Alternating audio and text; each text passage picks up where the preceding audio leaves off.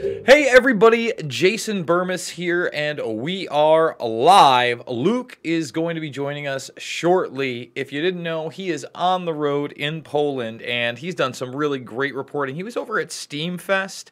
If you don't know what's going on, you need to go over to the main page. First of all, he was right in the mix of the Polish 100th anniversary, and obviously he can tell you a lot more about that than I can, as, you know, Luke is originally from Poland. He has a, vast heritage there. And I'll tell you what, I'm so proud of the guy. You should see him, like, doesn't miss a beat. If you watch this latest video, and I encourage you to, The Truth About Poland's far-right national independence, because that's how the media are spinning it, well, he starts getting just pushed at the very end, and it doesn't faze him one bit. Not even a hot second. So Luke, keep up the great work. He's on the road right now. He'll be coming in. And like I said, he was over at Steamfest and talking some really interesting decentralization of currency. We're going to be talking a lot about the news, and I am going to start here with the Acosta situation. And by the way, guys, we will be taking your super chats throughout the broadcast. And hopefully after Luke gets in here, we're also going to take your phone calls.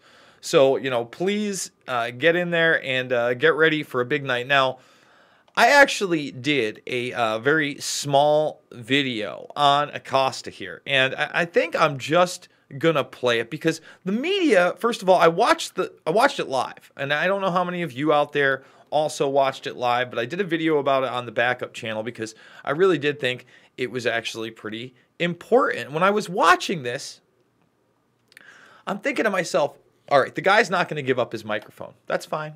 He's not going to give up his mic. Okay, I get it.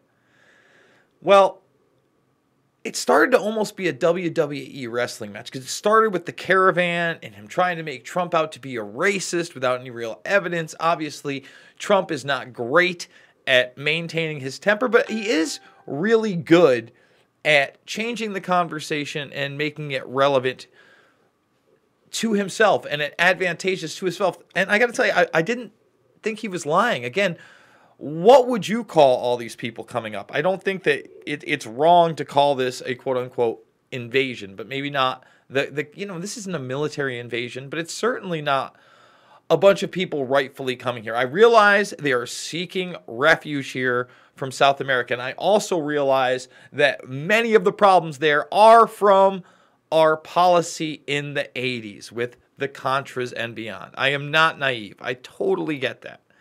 But that's not what this feels like to me. And Acosta, again, trying to make him out to be a racist. He says, give up the mic.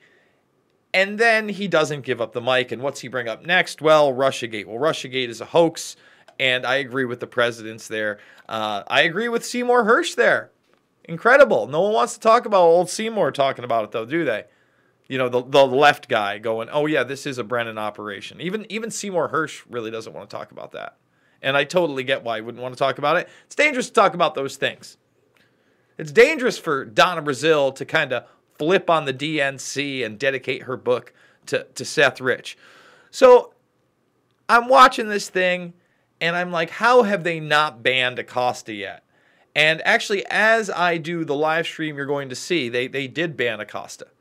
And I thought to myself, well, okay, I get that. But then they were trying to spin it that InfoWars had doctored the footage. And I've seen people say, well, here's 3 repeat frames, and this speeds it up. But it really looked like a compression error to me. So what I did is I just took the original footage. Now what you're going to see is me breaking it down. And you know what? Let's just skip to it. Let's skip to me actually going through everything so you don't have to hear my spiel because you're kind of already hearing it now. But I went to the original footage here where it was. Now, I don't know where they got their footage. It could be coming from anywhere, more compressed source. I also talk about frame rates. All these things are very important, okay? But I got the same exact feed as InfoWars did with all the tags and all that stuff, and I took it at 30 frames a second. I then will play it for you at regular speed and then slowed down to 50, 25, and 10%. Now, my software did not create the ghosting images, but it did slow it down. Now, that just seems to me that it was a compression error. I don't think that they doctored it intentionally to make it look like there was force. Look, he obviously did take her arm down. So we're going to go to this and play this just for a couple minutes. It would depend on the source video, if that's the case, and calibration, because it's not so dramatic that you could tell. All right, so right here, guys, I'm going to show you. There's the video behind me. I'm going to drop out of the scene for a second here, and I'm going to let you guys check this out yourselves. And so what you're looking at is the clip. I told you I captured it. I captured it with a software called XSplit Broadcaster. It's what I'm broadcasting this as. There's the properties. Okay, you can see files match up. 29.84. You know, aspect ratio 1 to 1, codec MP4, MOV, H.264. So there it is. You can see that, again, anybody can do this. I'm just showing you that I clipped the necessary amount from my small little capture that I did. And that's what you're looking at here. All right. So while I clip that out, I'm going to bring it over, over to the side, and you can check it out for yourself. And for those joining me live, thank you so much. I really do appreciate it. We're going to be going to possibly the chat room, super chats, and maybe even taking calls at the end of this. But there, what you see is I copied the thing, and there I am pasting it. Okay? And I'm going to paste it 2 more times because I'm going to show it to you at half speed, 25%, and 10% speed. So here's, you know, I'm in Adobe Premiere. I'm hitting the speed duration over on my other screen. This is the one that I popped to 50. You see it jump. Boom. Grab the next one. Here it is at 25%. You're going to see it jump bigger. Okay. We're going to drag it over to the side. There we go. Boom. Now we're going to go over here. I'm going to show you exactly what I do. There's the duration. This last one's the 10%. And there you see the whole scene. And boom. Now we have them all lined up. Now why did I do that? Well, you can watch it at real speed first, and then you're going to watch it just in slow-mo with it not being zoomed out, okay? In other words, you're going to see it at about 1080p, full screen. You can check it out from there. Oh, and then we're going to be able to make our own little decisions, all right? Now, I just wanted to show everybody this and the exporting, because the other thing is that after this, you know, I basically blew them all up. I decided that I was going to take all 3 and I was going to blow it up so you could see it just like the zoomed in video. And again, when you watch this, it is crazy for me to believe that people are calling this doctored. Here I am doing the work in the background, guys. All right, check it out. So now we have those lined up as well. As you can see, I'm finishing up, giving them the same values, so everything is there. And then in a minute, we're going to watch this. And Jim Acosta is a garbage person, okay? Whether you like Trump or not, he's a garbage person. CNN is a garbage network. This is not about left or right and wrong. Okay, so here we go. And you can see that I'm going to give it a name. I'm going to pump it out to the big old folder. You see how many folders I have there. I try to back up all my work. Obviously, that's a lot of my old video work for this channel. And I decided to go with a constant bit rate, okay? A constant bit rate, I believe, of 9 or 10. I'm trying to match my source pretty close, because at first it says VBR. That means variable bit rate, but I don't want any encoding errors. I want to, and here's the thing. We don't know what they chose, okay? We don't know what they encoded it at. So here it is. There it is in real time. We're going to watch it. Here it is, half speed, okay? Now you can already see kind of things are getting slowed down a little bit. Boom, definitely pushed it down. That's at a quarter speed. Okay? And here we go. 10%. Boom, boom, boom. See how jumpy the frames are? So those other frames are probably just interframes on, again, rendering. Now we're going to zoom in after this. And I love the look. Look at this look she gives him. Like, did you really just do that, dude? Come on, man. He already asked you twice to hand me the microphone. Just give him the microphone. Now, here we go. Boom. That's half. Boom. There's a quarter speed. Definitely pushed it down. And here we go again. We're going to go at that 10% rate. Here it comes. Watch it, folks. Boom, boom. And what Adobe's good at is, this is a progressive format. Everything was captured in progressive. We don't know whether they had something interlaced or what their rendering settings were. So there it is. I'm just going to end it right there because I think that it's pretty evident at this point that he did, push her arm down. I don't think it's a big deal. There are lawsuits now coming out. I'm seeing people from old school establishment media calling this president, unruly.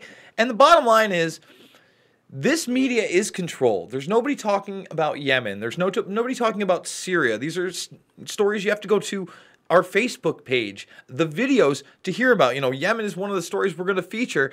And with Acosta getting ready to sue with CNN, now's the time. Trump, you want to man up. Now's the time to expose the fake news and start outing the people that are on intelligence payrolls and that are known assets. Come on, buddy. Drain that swamp. That's the swamp that needs to be drained. And I'm not putting a superhero cape on Trump. He's a liar just like everybody else. For instance, this Whitaker appointment that we're going to get into. It's sometimes unbelievable how he can so easily contradict himself. And obviously, I hope Whitaker does get involved in this Mueller investigation, but we're going to get into all that in a moment. I want to talk about Monday's story because normally, we go day by day with my segments. Luke wasn't sure whether he was going to make it, still on the road. So let's start it up right here, okay? The Vatican. This one's just unreal. More bones unearthed at Vatican embassy as coroner weighs in. Okay, very small, and they're thinking that this is from a murder. Of a 15-year-old from 1983? Yeah, some girl. The finding is significant since speculation has focused on whether the bones were Emanuela Orlandi's. She was the daughter of a Vatican employee who disappeared in 1983 at age 15.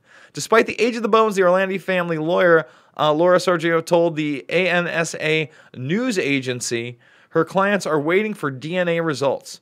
Some have hypothesized Emanuela wasn't killed immediately, but instead held for years against her will. Now, you tell me what other organization they can find bones on the premises. They can have thousands of not only accusations, but now accusations backed up by U.S. law enforcement of molestation cases, boys and girls. I know a lot of people like to talk about the boys, but watch The Keepers. Okay, it's on Netflix. That alone. How does the Vatican even exist? How are they not a criminal organization? How do they get away with being a tax-free organization? An organization where they have their own city that is under their own law. This is insanity. These are murder cases. These are rape cases. And they know full well what's going on. They reshuffle these people. How does this work? I don't understand. This is craziness. It's absolute nuts. So I'm going to move on to another story that's nuts, but kind of in a funnier way. But maybe it's not so funny to you. So pensioner, he's 69 years old, but he identifies, I've seen 45, I've seen 49, but this is what he identifies as. Okay? He identifies as he's going to court. He's going to court, the pensioner. We have gotten to the ludicrous. I mean, we already have, on this program 2-3 weeks ago, we showed you the couple where the transgendered woman, but I think when I say that, she was a physical woman transitioning into a man, but she identified as a dog most of the time. And it had this crazy leather mask and all this sexuality. So why not? Why not just keep going crazier and crazier and crazier and crazier? And now, when you're 69 years old, you can identify legally as 45. Now, I've seen people joke and say, that's fine, let him give up his pension. And that is kind of funny. Maybe that is what we should be encouraging. I want to go to this super chat quick before I get to the next story, but this really speaks to the culture and why language matters and pronouns matter, in the sense that you shouldn't force me to say something that's obviously untrue. If you've unfortunately spent 69 revolutions, okay, you done that. That's what's happened. And you're upset about it, you're unhappy, you want to identify otherwise as a 45-year-old, it doesn't fly. And it shows the bending of reality, whether it be gender-based or beyond. 2 + 2 = 7 now. I want to go to the super chat. Nicholas Peter, always supporting, also a member. He's got the Luke emoji with the smile. He says, had to run to the break room to send this. Happy Sunday, gang bangers. Don't cut off Jason while he's talking, Luke. Well, Luke's not here until, I don't know, maybe another 20, 30 minutes. We'll see. What else do we have? And remember, guys, please support us. We need you now more than ever. For $4.99 a month, you get the emojis, all that other good stuff. We recognize you in the chat room. It's hard for me, obviously, to keep up in the regular chat room while going through the show. But obviously, while I was paying that last video, I was able to do it. Just a lot of stories out there. And this one really bothered me. Now, during the 9/11 Truth Movement, in fact, a lot of the things that Luke Rudowski did was he confronted mainstream politicians. And Tucker Carlson certainly was and is, at the moment, a mainstream politician. And it looks like Luke's going to be joining me in just a minute. Let's make sure he's framed up, at least in the Skype. And then I'll have to open the other ones. Luke, are you with me? I think I'm here, but I can't hear a word that you're saying, Jason. Well, that is unfortunate because we can absolutely hear you. I cannot hear one thing, and your face moving. I could see green on my audio, so you guys are probably hearing me very well. Very interestingly, but I just see Jason nodding over there, and then switching the camera over to me and my silly, ridiculous hat and my just exhausted stature that I am going through right now. Maybe I could try to call back Jason. Maybe we could try to finagle something with the audio, because it would be great to not just engage with and he is being lost, folks. I don't think that he can hear me. Obviously, I'm trying to set a couple things up here, Jason's but going to be trying to do that. But yeah, hey, hope Jason's doing a good job. I literally had to say off in a well-organized event. I remember trying to attend that event a number of times and missing it because of other responsibilities and other duties. I finally was able to go to Steam Fest in Krakow just a few days ago, and it was extremely and I met a lot of interesting content producers who are looking for, of course, alternatives to the big social tech monopolies, and Steam has been one of them.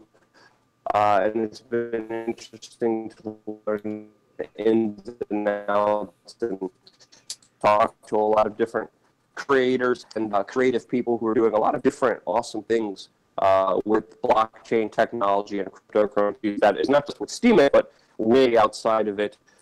So covering that, I remember hanging late. Then the next stop, had an early train ride to Warsaw, which on the train a lot, because they were doing the national hymn at 12, and even people on the train started to rise up, take off their hats in respect, and sing the national hymn along in the subway. Jason, by the way, I still can't hear you. I know you're probably finagling stuff around, but we'll just keep testing things around until we get them.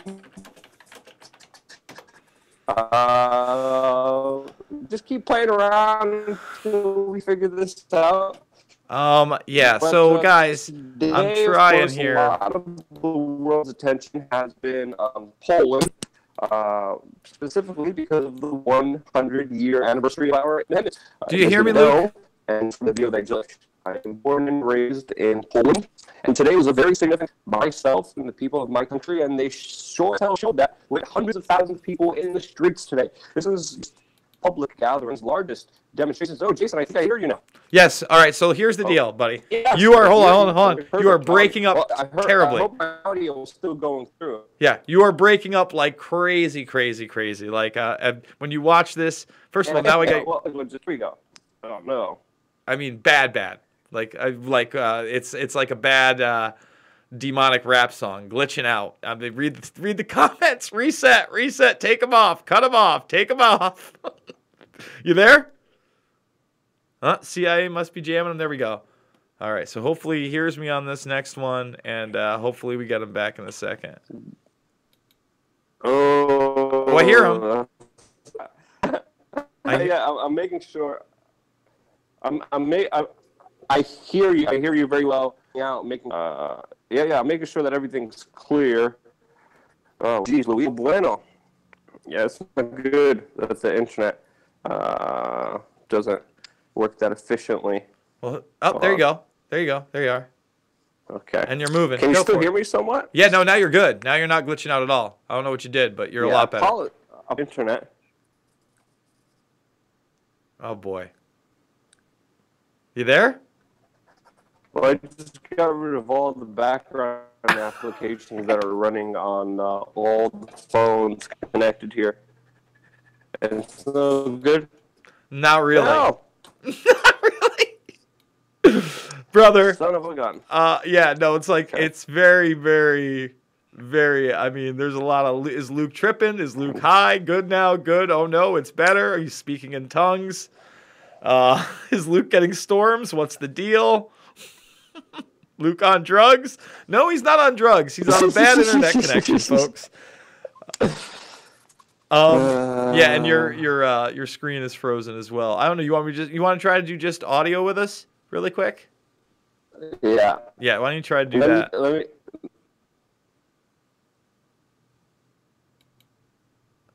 And sorry for the technical. Yeah, let's try audio.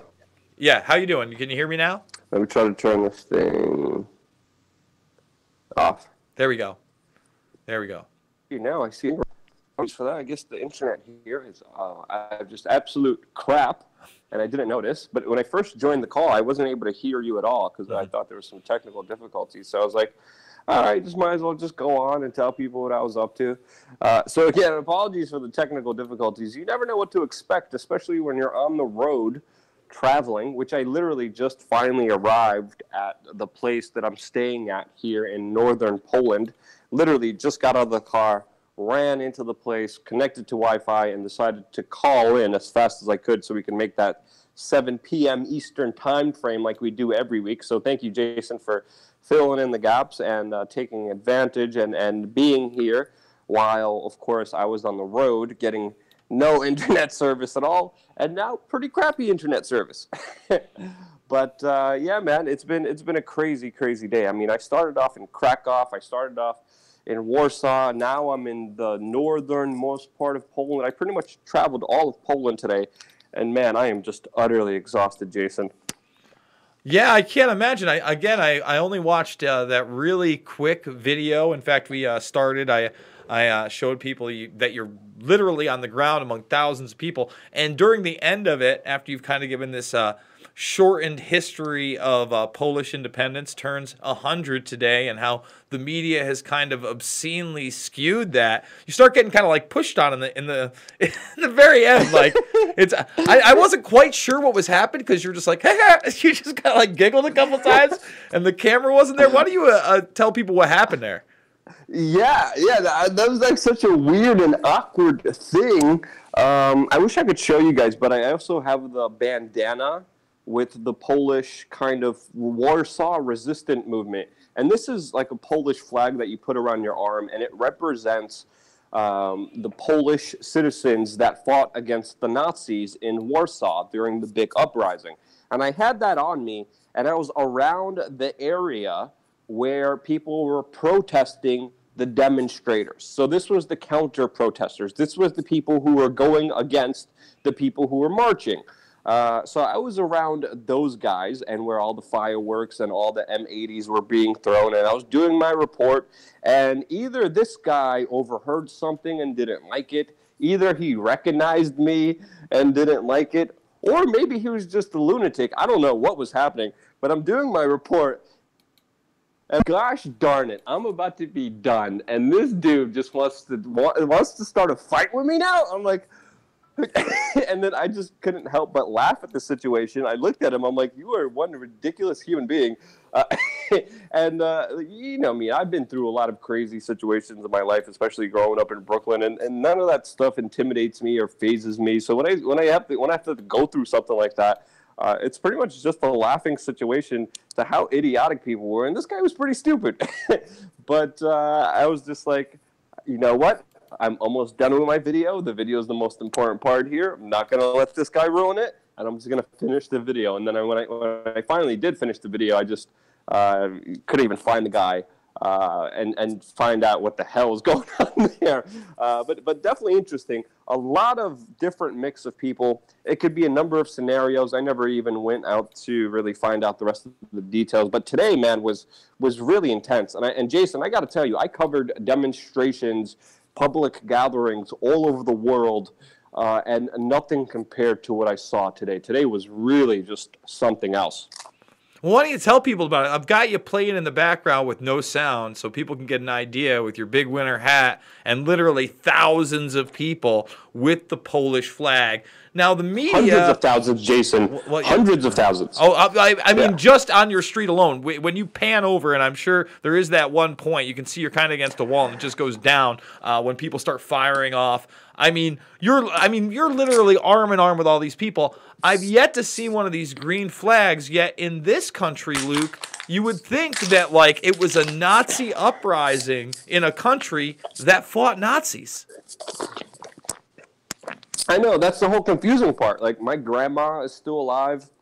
She was adversely affected by the Nazis. My whole family was adversely affected by the Nazis, and also the communists. If you look at Polish kind of identity, it's an identity that really dislikes the far left and the far right. It's an identity that doesn't trust anyone because we've been getting screwed over.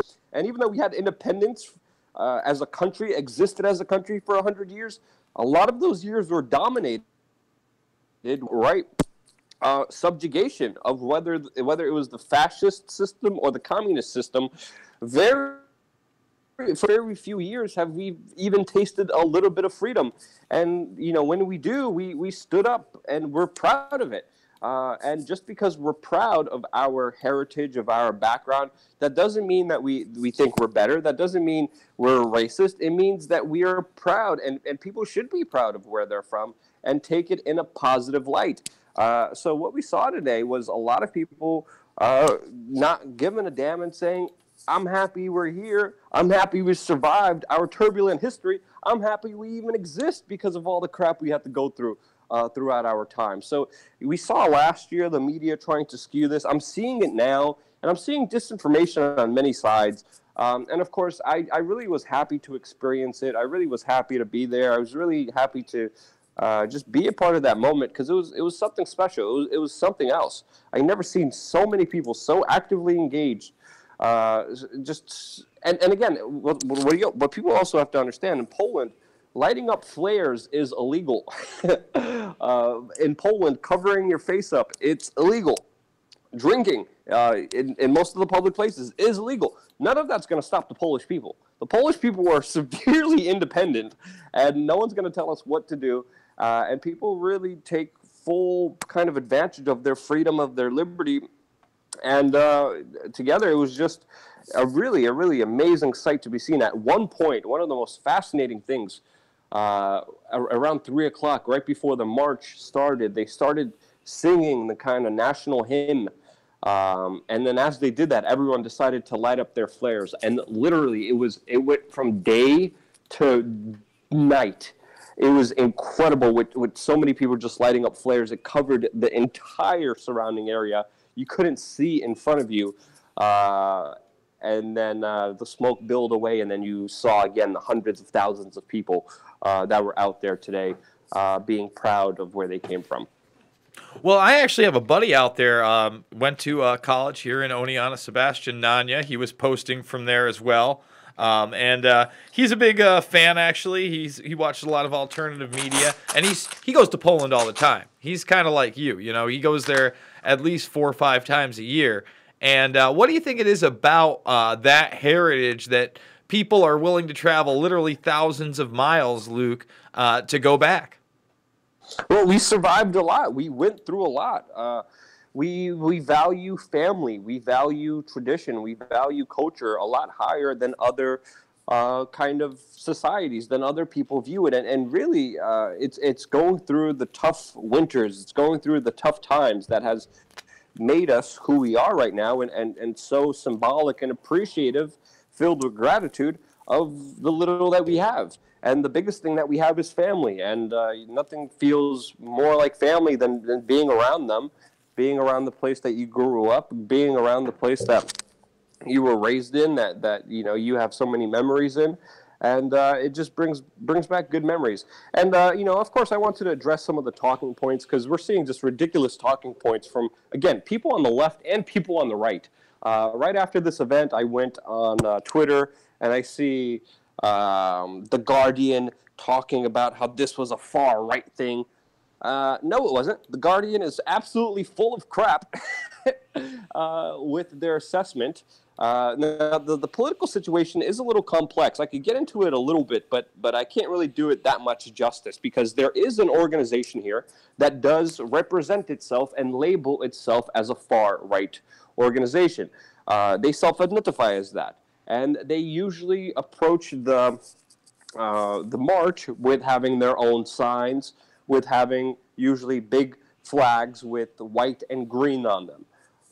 And there's been a major conflict between the government here, which is represented under the PIS party. Yes, that's actually their name, the PIS party.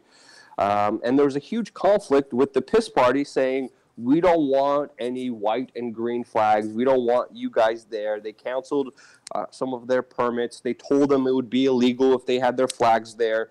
People, of course, resisted. The courts voted in a different way. And today, you saw just a few people, about, you know, again, 80 people to be fair, from what I've seen personally, and I spent the entire day out there looking at and walking this march from start to finish. I only saw 80 flags of people who still represented themselves in the far-right circles, while we saw hundreds of thousands of people who weren't identifying as that, and were cheering things like, you know, jesteśmy Polakami, nie faszystami, which means we are Polish, not fascist. And just really just going against the left and the right, going against all the divisiveness, and just showing pride and you know, appreciation of where they came from. So that was a lot. There's, you know, that's the disinformation on the left-wing side, with The Guardian writing about this. And then on the right-wing side, I'm seeing people say, look how clean the streets are. None of these Polish people even littered. And I'm like, dude, I was there. There was a whole bunch of drunk people. There was beer cans and beer bottles breaking all over the place. There was flares all over the place. There was M16s, flashbang grenades going off everywhere. There was trash everywhere. We just cleaned it up early. And let's not pretend that we're some perfect angels over here that don't litter, because there was you know, litter all over the streets. But you know, the people here just cleaned it up with the cleaning crews right afterwards. So that's also an important distinction on the right wing talking points, because all the right wingers are talking about, look at all these angels, and of course, there weren't all angels. There were some bigoted people. There were some, you know, racist people. There were some far right-wing people. It's a collection of all people, and you're going to have the good and you're going to have the bad. So it's not fair to label it one way or another. Let's call it what it is. I took it from my own experiences, and guess what? My experiences are going to be very biased, because guess what? I'm Polish. So people need to understand that as well. So that's my 2 cents on it. Yeah, man, it looks like some incredible footage. I'm not sure what else. You want to tell people a little bit about the other half of your Polish adventure this week? How you were out at the Steam Fest conference, of course, a crypto conference, heavily involved in the Steemit platform, a decentralized community that not only awards creators, but people that post, repost, like, comment on other people's content. I'm not sure what else. Yeah. Steemit was an excellent conference. I actually wasn't able to attend the previous years, and I'm kind of kicking myself for it because it was very well organized. It was awesome meeting other creators in the cryptocurrency space who are doing really creative, awesome things, not just with videos, not just with articles, but with photos, with music, with composing, with combining things, and everything was very, very well organized. It was awesome to be a part of that community. And I definitely look forward to doing more kind of work with them, but also just seeking alternatives to the big tech monopolies, which a lot of people are looking towards and are looking towards a bigger community. And Steemit is one of those communities that has definitely opened up the doors and the possibilities to a lot of people. Yeah, and obviously we repost all of our material over on the Steemit page. I believe it's steemit.com/Luke WeAreChange, and then there is a secondary page, which is, of course, WeAreChange. However, it's just, look, BitChute, Steemit, it's all good stuff, but Steemit is different because it's really based on a form of cryptocurrency, Steem. I mean, that's pretty incredible. Yeah, it's pretty incredible how the whole system is run. I mean, there's some parallels and some problems, of course, with even Steemit themselves. So I wouldn't put all my eggs in one basket. I'm definitely into just taking the smart approach here because, you have a lot of doom and gloom. You have a lot of fear pouring out there. But just like with anything, with my financial assets, minimum, at least put like 15% into alternatives, whether it's cryptos, gold, silver, other currencies, stocks. It's important to diversify as much as you can, and that's the same approach we're taking with social media. That's why we are on so many different platforms, whether it's Real.tube, whether it's DTube, whether it's Steemit. We're on Minds, we're on BitChute. We're on, I think, so many other different platforms out there, but definitely looking for all the other alternatives to the big tech monopolies that, of course, censor, that, of course, have power and money and invested interest and special interests that they cater to benefit them. So it only makes sense to diversify as much as you can, especially on social media, and to vote with your clicks. We know Amazon, Google, YouTube, Facebook, Twitter, these are very nefarious organizations that have been caught with their hands in the cookie jar, betraying the trust of the public many times. It's time that we stop giving them more cookies. Stop giving these brats cookies. Enough is enough. But you know what, Luke? One of the things that I really liked about your interview with, I believe his name was also, Luke Stokes? Yeah. Luke Stokes has been in the community for a very long time. We were also supposed to even do a show, but then me and Josh Sigerson did it before. So we're probably going to be doing a little bit more work with Luke. He's a very reasonable guy, and he's been in the Steemit EOS community for quite a bit. Well, what I liked is that you actually acknowledged the fact you were just talking about hands in the cookie jar with these big tech monopolies, but the fact of the matter is nobody is to be trusted, and that there has to be a checks and balances system, and this is one of the very hard things that, for instance, he talked about some of the legalities of these ICOs, of these different crypto platforms, and then keeping people honest. Why don't you go into that a little bit? Well, it's important. Don't trust anyone because just because the crypto community was started off with people who were altruistic, who wanted to make the world a better place, who wanted an alternative to big banks, doesn't mean that everyone in the community is holy and going after those same virtues. There's a lot of people who only want to get rich, who only want the Lamborghinis, who only want the models and only want the women, and don't give a damn about you or the future of the world, or the future of a financial system that is actually responsible and actually accountable to the people and actually works in the benefit of the people. There's people who are not interested in that. And there's a lot of swindlers. I mean, if you look, I don't know if you're familiar, Jason, what happened with Tether recently, that kind of cryptocurrency that is supposed to be tethered to the U.S. dollar. Have you heard anything about that? No, well, I know that right now they're trying to figure out a way to get it traded on different exchanges, including the New York Stock Exchange. But that, when I say it, right now, as far as I know, it's only Bitcoin and the possibility, you know, of other state-run currencies, their ICOs, to be traded on these markets. So, I mean, the manipulation has already existed, Luke. Let's not be naive. You know, a lot of these flows are from collusion, from big Bitcoin holders or Ethereum holders or Litecoin, or you name the coin. And, you know, they artificially inflate the markets. They make runs. They sell all at once. They do the same things that the big fat cats on Wall Street do and almost never get caught. Well, yeah. There's a big aspect of that people do need to call out. Some communities have it more than others. Some are actually a lot more difficult to infiltrate in those ways and take advantage in different ways.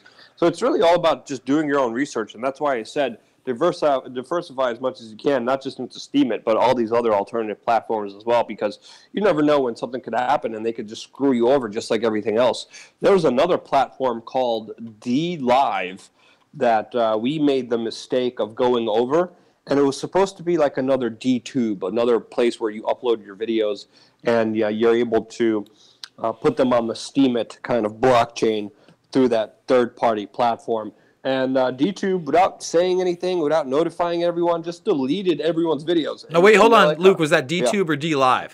That deleted DLive. DLive. Okay. DLive. Okay, yeah. D.live. And then we're like left holding our pencils in our hands, like, wait, what just happened? What? No accountability, nothing. They're just like, screw it, we're out. And we're like, okay, well, that was not good practices, and that's going to be a company that I don't trust. So vetting companies, which we're in the process of too. I mean, I'm really excited about Real.tube. I got the connection to actually talk to the CEO of that kind of company, and I definitely want to vet him, and I definitely want to talk to him because there's a lot of possibilities here, but there's also a lot of sinkholes here that people could go into and get totally screwed over. So just be careful. Tread lightly. Especially with new ventures, and if something's too good to be true, it usually is. Yes, absolutely, and that's one of the greatest things that you said to Luke Stokes, and you guys completely agreed upon. We got a couple of super chats over here we haven't gone over. Soul A, she says that, hello, I'm new to your channel, and I'm trying to catch up. You are gorgeous, Luke. When are you coming back to the States? Luke, when are you coming back to the States? Well, I definitely consider myself a 3. You're a 6 easy, maybe even a 7.5 with abs. It depends on what angle and how the lighting hits the abs. It's all about the lighting. It's all. Yeah, but I don't know. I think I'm going to make a stop over in London for a few days. Get back to New York, and then I'm probably going to be going off to So yeah, probably in the United States next week, maybe potentially. Wait, who is that super chat by? SOL and then a space A, Soul A. No idea who that is. Yeah, I don't know but thank you for that very heartwarming and comment that made me blush. If you would see me right now, you'd see me blushing. Well, at least the audio's coming in golden. Nuri, yeah, I know, right? Like less technical difficulties. Have you tried taking phone calls? What? I haven't yet. I've waited. I mean, it's up. I haven't put the number out for anybody yet. So okay. Awesome. But let's see. We have Nori Hakeem. And thank you, Nori. Amazon is kicking all unauthorized Apple refurbishers off Amazon Marketplace. CNBC spins as Amazon will be selling new products exclusively on Amazon. And obviously, this is that big corporate collusion. And I can kind of speak to this because I am a huge tech dork. And I'm a big PC guy, but I keep up on Apple. And one of the biggest things about Apple is you have to be a certified Apple technician to touch any of this stuff. And a lot of these people, don't want to get the certification or start working on things that Apple will no longer certify, just like they will no longer update certain phones. They'll no longer certify certain products. So some people, and I'm always very interested in this stuff, doing a lot of video editing, will take a computer that, say, I was editing on in 2009 or 10, and getting a hold of that computer and spending a couple $100 to refurb that computer to something, it might run just a little bit slower than my current machine, but runs amazingly because the parts are so cheap. And I see a lot of people taking these kind of machines, making them render farms. Well, big business wants to render that obsolete, and now that Amazon is going to be exclusively up, I shouldn't even have told people that we were taking the phone calls. They've already got... I'm going to turn the ringer off for now, but there you go. We'll be taking phone calls in a little bit, guys. Mm-hmm. So it's the planned obsolescence. And when people get around it, remember that one really cool GoFundMe or Kickstarter where it was the phone where you could take little parts off of it and upgrade what you needed? Remember that? It was like the coolest thing? Never came to fruition. It's a great idea. The reason it's not going to come to fruition is because there's a lot less money in that, Luke. There's a lot more money in you upgrading your Galaxy or your iPhone or your LG $1,000, $2,000 phone in some case every 1.5, 2 years than just upgrading a $50 part. Exactly. I mean, they want you to just keep buying more stuff, getting more into debt, and to just screwing the environment over while you're screwing your finances over at the same time. And it's just utterly ridiculous. You can't even change out your batteries in your phones like you used to be able to. You can't even have a headphone, and you need all these dongles, and you need all these things. We have to understand the system of control is getting a lot more complex, and it's not just the basic aspects of it that we're seeing, but there's a whole nother layer of psychology and complicated maneuvers by these big companies to keep getting more and more revenue. Apple has been egregious to it, and of course, Amazon's going to be just as egregious to go with the competitors, but we have to understand here, Apple and Amazon, evil companies that need no support from the public. Like it's imperatively important. If you care about any bits of freedom, any bits of just existing in a society that is somewhat free, you cannot support Amazon. You cannot support Apple. These are companies that are bigger than countries already, and pose a very, very grave danger to our liberties and freedoms. And, I do want to point out that, even though Apple and Amazon, I'm no fan of them, they've come out and said that Bloomberg story from a few weeks back is totally false. And you notice how that kind of fell by the wayside? We never saw any real evidence that China had microchipped them. And yet one of those competitors to Apple, Huawei, or it's actually Huawei, it just looks like Huawei, is no longer sold in retail outlets. It's funny how that works, Luke. Yeah, that's a complicated story that definitely needs more attention and more focus on. All right, buddy. What do you want to do? Do you want to jump to? I already did a couple of the stories that I plan to do for the week. Do you want me to just jump into the next one I was going to discuss, or do you want to take calls? What do you want to do, Luke? Let's get over I'm honestly exhausted. I barely slept last night. I've been up on my feet all day. Traveled from train to car, running around all day. It'll be good to end this as soon as possible because I'm teetering on passing out. So let's go through the articles and then maybe try to take one phone call. Okay, sounds good to me. So I wanted to bring to light the fact Tucker Carlson really in the news a lot lately. Today he was in the news because his son threw a drink in some guy's face. Tucker Carlson claims, by the way, it's his adult son, that this guy had come over and called his daughter a C word. He dropped the C-bomb on her and called her a whore as well. So there's some video of that, but that's not what I want to focus on. I want to focus on the fact that Antifa was chanting outside of Tucker Carlson's house in D.C. this week, "We know where you sleep." Now, I want to say this because, I was just getting this and talking about you, Luke, right before you called in. The fact is that, WeAreChange and many other activists made their bones confronting crooked media operatives, crooked politicians, crooked corporatists, okay? But Tucker Carlson at this point is one of the few people that is telling you the truth about Syria. You may not agree with everything the man says, But he has civil discussions with people like Cenk Uygur. That was an awesome debate. I encourage everybody to watch it. And I've come around to Tucker Carlson, not on everything, but the idea that a group of, that has proven to be violent would go outside and say, "We know where you sleep," chant that. That's not the way to protest, in my opinion, Luke. Well, yeah, I definitely agree with you, and I don't agree with everything that Tucker Carlson says. I'm just like you, but if you look at some of the things he says, he basically has the same kind of anti-war values that the left used to have. He is not an authoritarian guy. He is not a right-wing fascist guy. He's a guy that brings up sometimes a lot of good points. Sometimes I disagree with him on the points that he makes. But for the left to decide to target him, it's just really mind-boggling to why, other than he's an enemy of the state. And he's been one of the few voices on national television that has been against the big military industrial complex, and going to his house where his children are sleeping and at night, bashing the door when his wife is there, scaring his family. That's something that we can't accept as a society that is acceptable. That is something that is irreprehensible and terrifying for everyone involved. For having a political opinion, your wife and children will now be terrified by mobs of people screaming at you outside, even though when you look at his basic principles, they are more in line with the left than any other, the old left, the anti-war left, than any other pundit out there on national television, on any other network.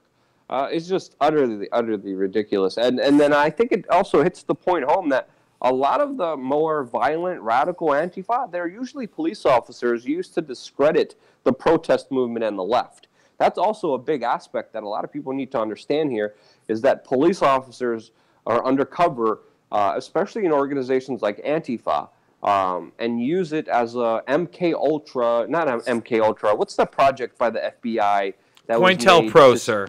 Yeah. This is, and they have conducted COINTELPRO activities. It's been documented. It's been proven in many states and many even countries that police do crazy acts, and they frame protesters as being, violent and dangerous, and use it as an excuse to squash it down. So that's an aspect that we need to remember here as well. That is very important to understand. Yeah, you saw that during the World Trade Organization protests in Seattle 20 years ago, not quite 20 years ago. I think it was 98 or 99. You saw that with an officer that picked up a rock to try to disperse, basically get violent, and he was wearing the same boots as other officers. So that tactic, and I remember when we were both covering the G8 in Pittsburgh a decade ago now. Wow, it's actually a little bit over a decade ago now. It was clear that some of these people were provocateurs. They were cops dressed in black. Remember back then, the black bloc at the time was anarchists and they were right wing, and now they're, left wing. They were protesting Obama before, but now they're protesting Trump. It's the same old song and dance repackaged.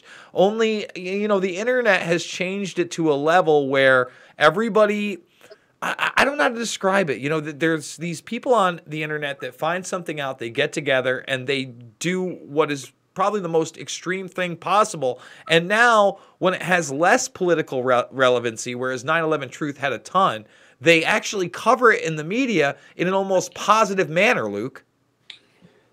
What do you mean by that? I'm having a hard time understanding that. So in other words, you notice when politicians like Sarah Huckabee Sanders are being confronted in a restaurant and being thrown out, right? The media covers that, and you should be doing that, or oh my God. But when people weren't getting screamed at during the 9/11 Truth movement, like, oh, you're a fascist, you're a pig, you're gross, get out of here, we don't want you here. When people were just asking questions, the media spun that we were getting violent if they covered it at all. Yeah, that's a great point that you're making there, because, when we started going up to these politicians, everyone was like, oh my God, they asked the question. How dare they? Bill O'Reilly called us jihad-loving liberals on his Fox News show. Chris Matthews slandered and attacked us for being what do you call us? Right-wing teabagging radicals, Didn't racists. Reagan Jr. call for Mark Dice to be taken down by a firing squad? Yeah, absolutely ridiculous. And this is when Mark Dice again was anti-establishment. He's now, let's just be honest, he's with Donald Trump. He's on the Donald Trump train. Made many efforts to communicate him about the train, but that's a whole different discussion that we could get into later. Mm-hmm. But in the old anti-establishment days, there's Alex Jones, there was Mark Dice, there was Abby Martin. There's, WeAreChange. There was you guys, and all of us. There was 9/11 Truth. There was Press for Truth. There's so many people just going out there doing journalism, and then we were called terrorists. We were called racist.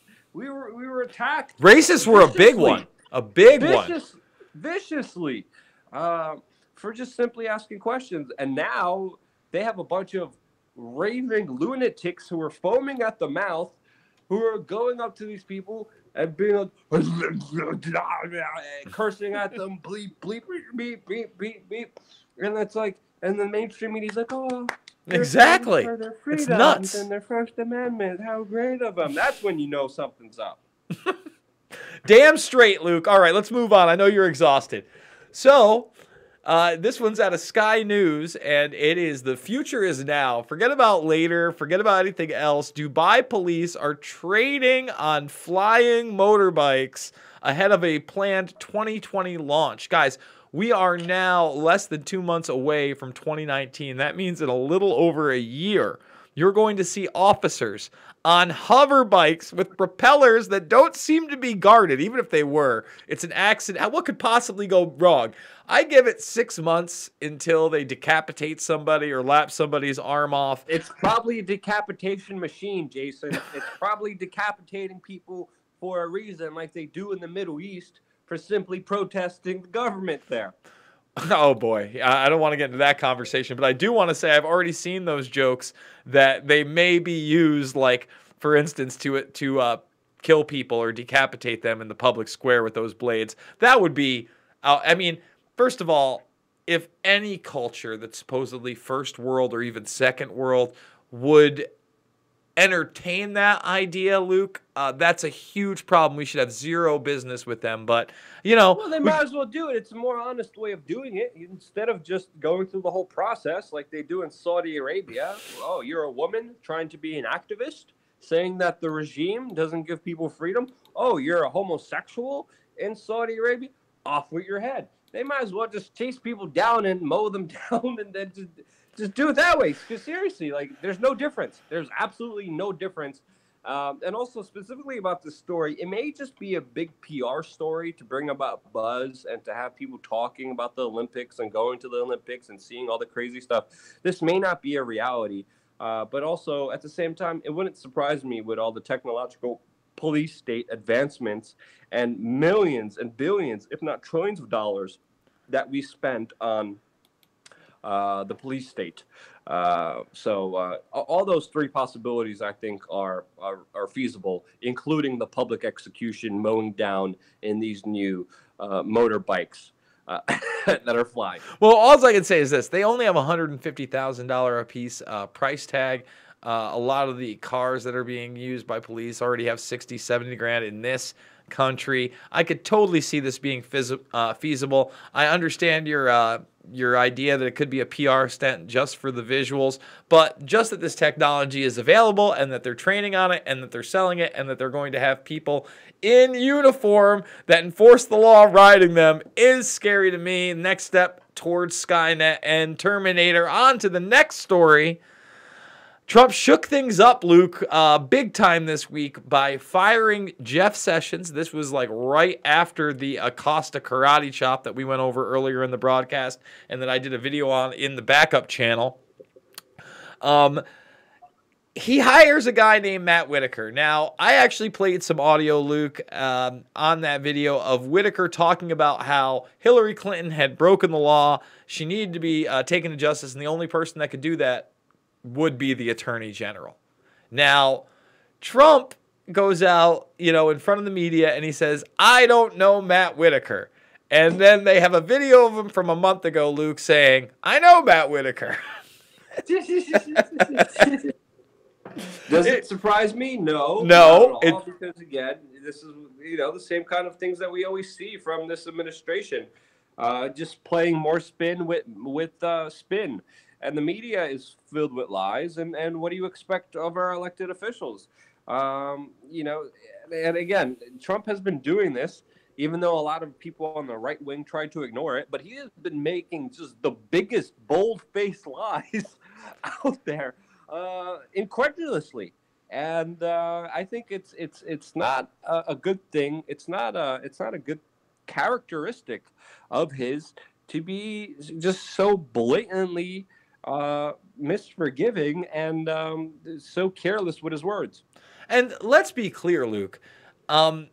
He did this obviously to protect himself from the upcoming indictments that have nothing to do with Russia, but everything to do with his businesses. This was his ace in the hole. This was his card to play. There is no doubt in my mind. However, when, for instance, there was a reporter that asked him if he hired Whitaker to shield him from the Mueller indictments, and he said, that's a stupid question. Now, I happen to agree with Whitaker that Hillary Clinton is a criminal and should be brought to justice. So hopefully some hardball is going to be played, because this is the other report. The day after that happens, Luke, this comes out. This is an Observer story. Team Mueller is holding dozens of sealed indictments, according to an intel source. Now, this may be a full-on bluff, or Mueller may have imagination land indictments on Russians that he's never going to get, such as the supposed GRU people that he's already indicted, or it could be people like Roger Stone, Eric Trump, Donald Trump Jr., and those people. What are your thoughts? Do you think this is a plant story? Jason, this could be QAnon talking and being right about the secret indictments, but the indictments were against Donald Trump all along. Well, actually, Luke, I'm glad you said that. It could be Robert Mueller committing the biggest troll of all time and actually being QAnon himself. When I read this story, that was the first thing that I posted. How long will it be before the Q crowd says, see, I told you, he's about to drop the bomb. The Podestas are going down. He's got dozens of sealed indictments. My guess is this. I think that it's a combo pack here. I don't know if it's dozens. I bet you the guy has 5 or 6 indictments set up. I would also go far as to say that 2 or 3 of those indictments may be high-level Trump people. They may be people like Michael Cohen that they've already kind of flipped, but they're still saying that they'll pull out. They may be Eric Trump. They may be Donald Trump Jr. Again, none of this will have to do with Russian collusion, because that's not real. It will all have to do with business corruption, which Trump and his family have been entrenched with for decades. I mean, if you look at the political and business kind of environments that we live in, every single politician, every single businessman breaks some law or another. There's a great book. I'm butchering the title, but it goes along the premise that on average, an American commits at least 1 felony a day. And if you look at if you look at the laws that are out there and just how vague some of them are and how selectively they could be used, you have to understand, if Donald Trump is a dog, Robert Mueller will find a stick to hit that dog very easily. That's kind of an analogy that my dad kind of used. If you want to hit a dog, you're always going to find a stick. And the bigger you are, there's always going to be some kind of finagling. Now, it's interesting to see Jeff Sessions go out of there. It's interesting to see the left protest it after cursing out Jeff Sessions for being the horrible human being he was, and now protesting for him to be in there, which is just shows the lack of principles that the left, a lot of the people on the left have that just are just duplicitous with their words. But with this new attorney general saying that, Hillary Clinton did commit some crimes, it will be interesting to see if this is kind of like a offshoot, a stand down, if you would not, between the left wing and the right wing establishment, or if it's just big distractions and the House is going to keep each other safe and they're not going to bring each other down. To me, this is a lot of political jousting. And at the end of the day, I don't think the House will bring itself down. I think the House will protect itself, and I think neither anyone in significance on the Trump team nor anyone on the significance on the Hillary Clinton team will go down. I think they may get some lower level guys, but the House will always stay protected. And this is why establishment politicians like the Bushes and the Clintons have always been able to not be held accountable for their crimes, mainly because they have dirt on every single person and every other politician out there, which is an important aspect that people need to understand. Politics is a dirty game. There's extortion being used left and right. So at the end of the day, this extortion, corruption house is not coming down, in my opinion.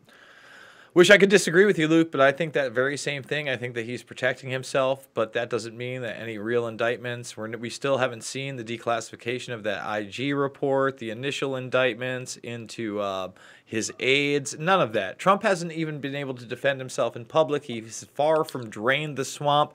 The Syrian situation. He's surrounded, Jason, he surrounded himself with the swamp. He has invited more swamp monsters. He started feeding the swamp monsters. He started doing what the swamp monsters have wanted him to do. Goldman Sachs, here, have the exclusive back door entrance into the Trump administration. John Bolton, neoconservatives, Jared Kushner and his cozy relationship with Netanyahu. It is nothing but the swamp, and we have to understand here, let's call things out for what they are. Let's not live in a delusional world where we follow some riddles on 4chan, where we literally try to just believe something that's not there. Let's look at the evidence, but let's look at it very critically, and let's make the assessments that we can make from what we have been seeing historically. If this thing changes, we of course will be the first ones to admit that we're wrong, especially with the analysis and the kind of scenario that I laid out before you, but I really don't see this going any other way. But of course, we're going to be following this very closely, and it is a big development, especially with Sessions getting out of there, with this new guy getting in there, and this intelligence source, which again, if we know anything about the mainstream media, if they're using an intelligence source and not a name, there's a very high likelihood that the story about these secret indictments of Robert Mueller are just absolutely false. Because if we look at that investigation, they have been grasping at the straws and haven't really proven Russian collusion at all, Jason. No, they haven't. And once again, it's pretty easy to indict lifelong. And they won't prove it. What's that? And they won't prove Russian collusion. No. But they're probably going to get Trump on some business deals because, every business guy has something shady going on. And we know he's shady. Again, we've went over it so many times. I don't even want to get into it anymore, but I think this was a political move. I think in the end, you're right. Maybe some lower level people. I mean, it's pretty incredible that Manafort is sitting in prison. That's not a poor guy. You know what I mean? That's a guy that evaded a lot of prosecutions by being. Yeah. That's a guy that was with Podesta, and the Podesta group committed the same crime that he did. So it is interesting to see that power dynamic also unfold. But again, he wasn't that significant for Donald Trump now. He wasn't. He was significant for Donald Trump before, but not now. But also, he's probably going to get out early. That's all. I'm also predicting that one. Oh, I think there'll be a pardon. I think that you'll probably see that. If it doesn't happen before the next presidential election, I'd be kind of shocked. I think it would happen right after. Yeah, and the left-wingers are like, Russian collusion. What did he get Manafort on? What did he get everyone else on? It's all nothing. All these little small things of not dotting the I's and crossing the T's, Jason. So again, this is something that we're going to be following very, very closely on this YouTube channel. We might be wrong, and if we are, we're admit it. But that's where we're currently taking our stand on this very important issue. All right, I want to go to the last story here of the week, and I'm going to put the number up, and I'll say it after we go over this. But if you want to call in, now is the time.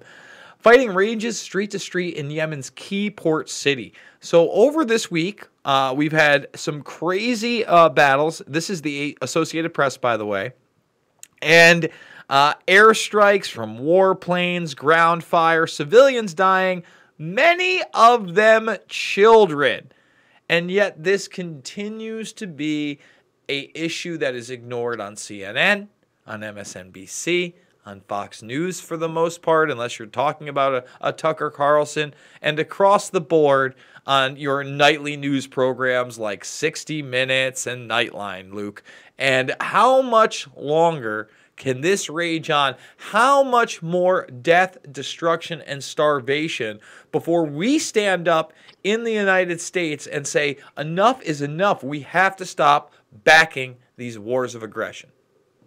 I mean, it's incredibly important. I mean, there's little scuttlebutt happening now with some kind of interference between the United States and Saudi Arabia. Saudi Arabia also today released a statement saying that we could refuel our own airplanes now. We don't need the United States. So it's very telling to see a lot of top Trump administration officials actually call for a ceasefire, safe zone in Yemen, especially after the killing of the journalist that worked for the Washington Post in the Saudi embassy in Turkey. It's going to be interesting to see how this situation unfolds, but I think this war has been raging on for years. It's been disastrous for years. It's creating the worst humanitarian crisis in the world right now. I think everyone's getting stagnant with it, and it shows you the total lack of confidence that Saudi Arabia has in its military. They're creating this bombing campaign, this campaign that violates, starves people, sends in massive amounts of diseases, has millions of people crippled, but they still can't get a clear, decisive victory. This also shows you the incompetency of the Saudi kind of military empire that is there. And I think a lot of the sides are just sick of losing. Saudi Arabia is losing. The United States is losing. Yemen is losing. Iran is losing. Everyone's losing here. There's nothing to win here. And that goes for every single war out there. And that's a lesson that everyone needs to learn. I completely agree, Luke. The number is 607-542-9184. We're going to try to take at least one call or two. So again, 607-542-9184. You want to talk Acosta. You want to talk the media, CNN suing the president. You want to talk Russiagate or the lack thereof, any of the other stories. Antifa, the Polish 100th anniversary. The number is 607-542-9184. So what's next, Luke? How much longer are you going to be spending in Poland? I have absolutely no idea. I think I'm going to go over to London, meet some friends over there, do some networking, and then probably just head back to the United States and then try to get more dental work done. I'm doing a lot of important expat stuff, but let's take this phone call. I would if they did not hang up. I went to go get it, and you hung up. They got nervous out there. Also, I just finished my report about expatting and moving to Poland. If you want to start your own business, if you want to live somewhere else outside of the United States, I'm putting all the information together along with Colombia. I'm finishing off 2 other videos that I'm doing, one with Josh, one with myself, and I'm going to have a lot of important stuff for all of you guys, especially for the people who sign up on our newsletter, which you could sign up on wearechange.org. On the right-hand top corner side, when people sign up on our newsletter, we're going to notify and give out little tidbits and sections of this kind of premium service that we're doing now. Let's take this phone call. We got it. You are live with WeAreChange. What's your name? What would you like to talk about? Hello. Hello. Yes, sir. You are live. What would you like to talk about?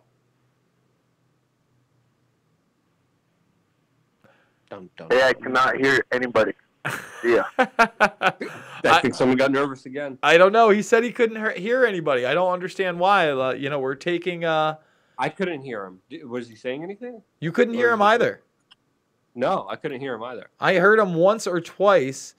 Hold on one second. Let's just make sure everything is A-okay. It should be. Make sure it's all gravy. It should be. I mean, again, you heard the thing pop off, right? And I heard him in my earphones. Yeah. If it's ringing, it should be able to take all the phone calls. There we go. There you go.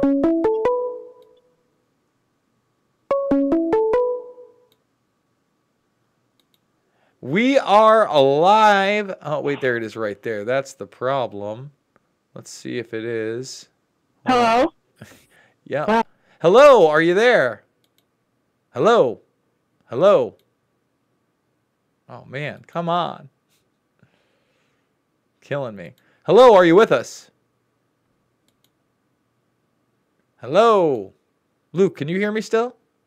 I could hear you. Yes, I hear you. Oh, you do hear us. All right, great. What would you like to talk about, ma'am? I actually started a business. Okay.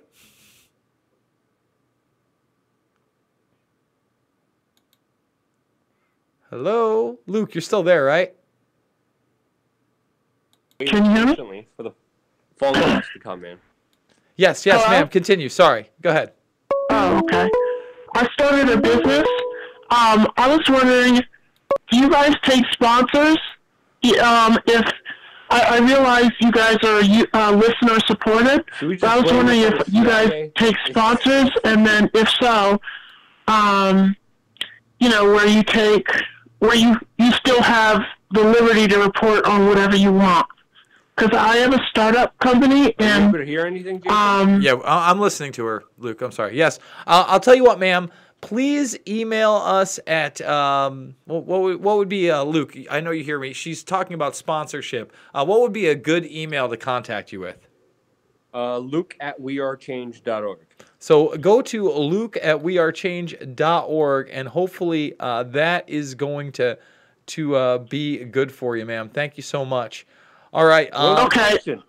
Yes. hey, sir. you know what? I tried to email you guys a while ago, but I never got I couldn't even hear that. a I couldn't hear response. the person asking the question. Maybe you guys are, I don't know. Do you guys get a lot of emails? Jason? We do. Frequently, Look, I'm sorry. She's talking, man, and and this has got to be going out over the air. I'm not sure why Luke can't I don't think hear it you. is. I think it is. I see. Go ahead, talk, ma'am. I'm sorry. Yeah, it's absolutely going I out didn't over wanna- the air. All right, listen, ma'am. Okay. I'm I sorry don't for the hear it. confusion. I don't hear it, by the way. Yeah, I'm going to hang up on it, guys. I don't know why Luke couldn't hear it, but I heard that one fine, and I know it was going out over the air. Thank you, ma'am. I wish that we could get with you. She said that she had a business, and she's looking to try to sponsor us, Luke. And what email should she direct that to? Oh, I really, really appreciate that message. Definitely Luke at WeAreChange.org. Again, it's basically just me and Jason here. We have a lot of work that we have to do. We try to get to all of the emails and all of the messages, and it is extremely, extremely, extremely difficult. When it comes to sponsorships, I'm definitely open to it. I definitely appreciate you reaching out. It means the world to us. We definitely need to work with third parties out there to circumvent a lot of the horrible things that are happening out there in social media, and the best way to do that is to work with companies that do a good service and to promote them, and it's a win-win solution. I am just very selective with who I work with. I like to vet people. I like to research people. It takes a lot of time. Maybe this is something we could do extra with just maybe I could teach you the process, Jason, and maybe we could just do this together somehow first time. And but it takes a lot of research to make sure that whatever business wants to sponsor us is actually doing the right thing and has every single thing done. And we want to make sure the viewer gets the best product that they possibly can. So thank you so much. Luke at WeAreChange.org is the best one. But again, I'm going to respond to you as best as I can. And please don't be mad at me if it takes a while. And yeah, that one was tough because it definitely was coming through on my end. I wonder why you couldn't hear it because we're all on the same hangout. You know, it's not like I have a different setup. But anyway, Luke, without taking any more calls, we do have one more super chat for $20 from Ryan. Thank you so much, Ryan. Means the world to us. The Balfour Declaration states that the Rothschilds will get the U.S. involved in World War I if Great Britain gives Jews the nation of Palestine. It's there in black and white, and the Rothschild family doesn't deny it. No, actually, you can watch videos of Lord Rothschild, who actually, I believe, was confronted about the New World Order by this organization, bragging about him and his family actually creating the stepping stones and the realization of Israel. That is absolute fact.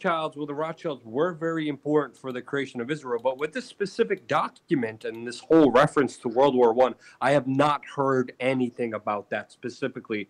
Have you heard anything about that, Jason? There's actually a video you can watch of like I said, the same man that you guys confronted, talking about it. It's about they go to his home and he shows how him and his family really through that declaration were able to create it.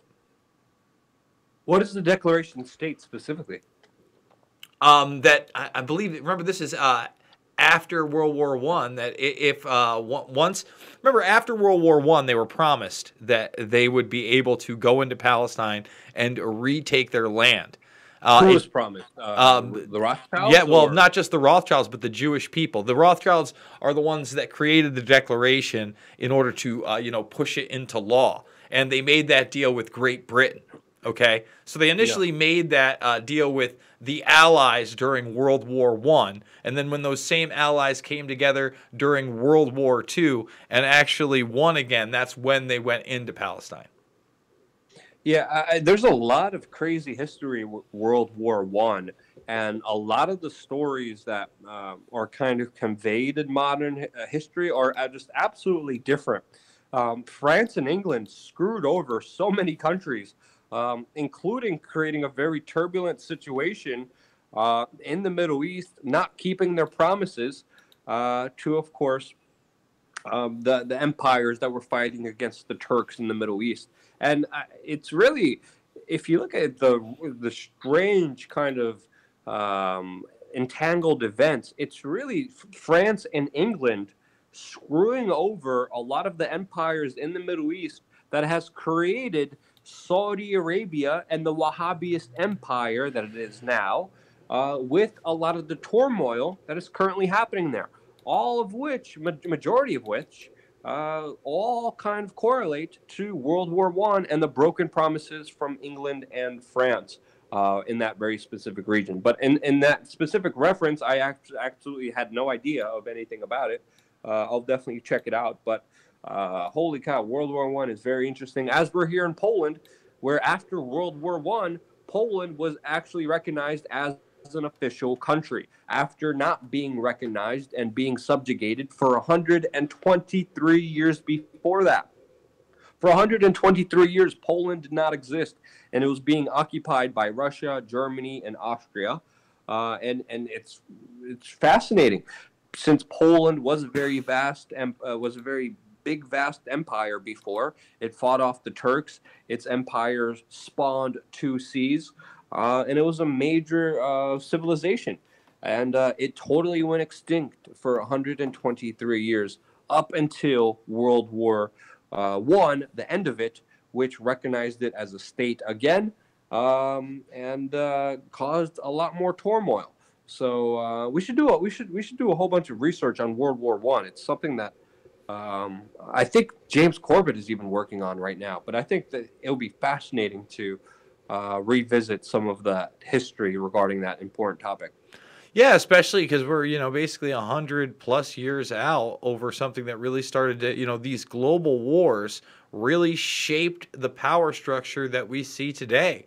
And obviously we see impacts and echoes of those wars with superpowers like the United States, like Russia, like Europe, especially the United Kingdom, Britain, and others. So, we have such a long, rich, and sometimes convoluted history, Luke, because it's usually written by the victors. Luke, what do you think? Should we wrap it up? Yeah.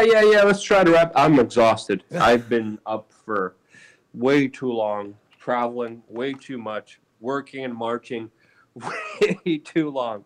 But Jason, thank you so much for covering early on in the broadcast. I really appreciated that. Sorry for coming in late. Sorry for the technical difficulties with my audio.